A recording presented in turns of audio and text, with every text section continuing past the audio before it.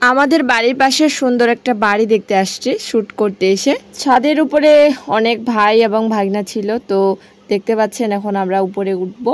ছাদের উপরে ওঠার জন্য বাইরে থেকে একটা সিঁড়ি করছে, তো সেই সিঁড়ি দিয়ে আমরা এখন উঠবো ছাদের উপরে। সিঁড়িতে উঠতে গেলে নিচ থেকে উপরে উঠতে যতটা রিস্ক লাগে না, তার থেকে উপর থেকে নিচে নামতে প্রচুর রিস্ক লাগে। তো আমার মতো কে কে অবশ্যই কমেন্ট বক্সে লিখতে ভুলবেন না কিন্তু। সিঁড়িতে উঠতে ক্লান্তির কথা তো বাদেই দিলাম, ক্লান্ত যে কতটা লাগে বোঝাই বলতে পারবো না আপনাদেরকে। অবশেষে আমরা ছাদে পৌঁছে গেলাম। ছাদে পৌঁছে এসে ছেলেদের তো পোস্টের অভাব নাই রে ভাই, জুই তো এদিকে লাগাই দিছে পোস্ট। আমরা ছাদে এসে আবার এদের গন্ডগোল শুরু হয়ে গেল, এরা আবার খেলা লাগাই দিছে। হ্যালো এভরিওয়ান, হরে কৃষ্ণ। সবাই কেমন আছে? খুব বেশি ভালো নেই, প্রচুর গরম তাই। তবে এই গরমে ভালো থাকার জন্য বৃষ্টির দিনের ভিডিও নিয়ে আসছি।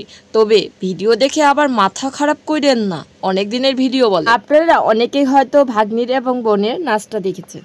ভাগ্নি এবং বোন দুজনেই বলছিল যে দিদি এবং মাস, যেহেতু আজ বৃষ্টি আসতেছে সেহেতু আজকে নাচ করি। তবে অথচ আমিও বলেছিলাম নাচতে।